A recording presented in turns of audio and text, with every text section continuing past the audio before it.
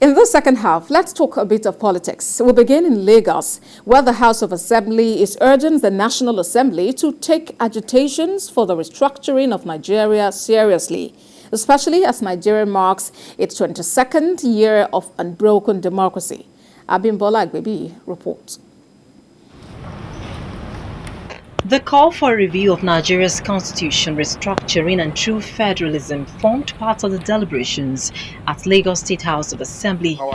The reactions were hinged on the 22 years of unbroken democracy celebrated in the country on June 12. And call for true federalism.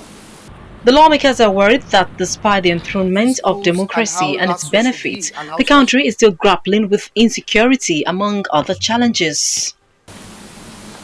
Is aware that these challenges are fallout of Nigeria not practicing true federalism and imbalance in power sharing. Hence, the need to restructure this country by producing a people's constitution, because the 1999 constitution, as amended, is full of lopsided provisions and pro-unitary system, thereby constituting a major hindrance to the progress of our country. The House, in its resolution, wants devolution of powers to federating states. They want the federal government to dialogue with agitators of Biafra Republic and Oodua Nation, among others. If you want to live as a people, if you want justice to pervade this country, if you want equality, if you want access to greatness in this country, we must do away with this constitution. The other thing is about those who are agitating for disintegration. I mean, the IPOB, the Oodua, and also. Well, military is not going to be solution. Deploying military is not going to resolve. I think there should be kind of engagement, as we have witnessed in the past during President Yaradua and during Jonathan period. I think that should be the sensible thing for us to do. There is no crime in seeking for separate nation within an existing nation. Also at the plenary, 3 bills were passed into law. The Lagos State Animal Bill, Domestic and Sexual Violence Agency Bill, as well as Cooperative Registration Bill.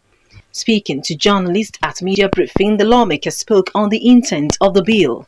The Domestic and Sexual Violence Agency law in Lagos State, and it's a law creating an agency to look after the cases of domestic and sexual violence in Lagos State with a view to reducing the rising tide of domestic and sexual violence. Create a register that would document names of sexual offenders for easy investigation purposes, and to know if the first offender, second offender, and serial offender with different punishment for each. It's also used for research purposes.